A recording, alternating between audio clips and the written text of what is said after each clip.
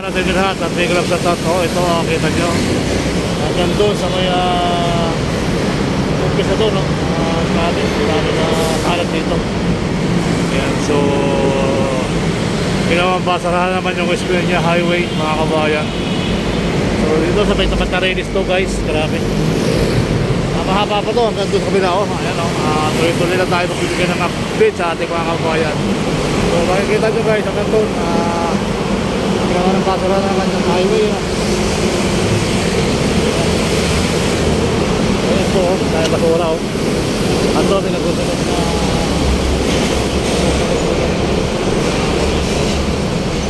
grabe dito. Wala naman nakatira. Bakit may mga basura na dito, mga kabayan. At nasusunog ng mga wire, ayan. So wala naman basura. Bakit may nasusunog ng mga basura dito? Bakit tingnan, no? Grabe basura dito, guys. Sa Makati to, tapos pag tumawid ka, Maynila, puro basura. Puro basura, guys. Hindi mo alam kung saan galing ng basura, saan kaya galing ng basura dito. So magtataka ka bakit maraming basura. So wala naman nakatira. Ayan.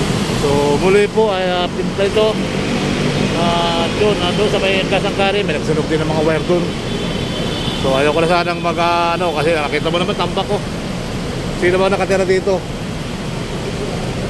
Talagang di mo alam kung mga nakatira.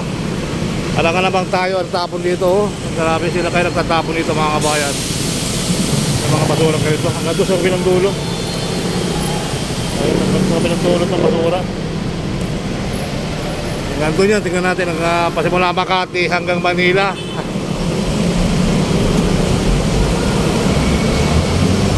Ay, basura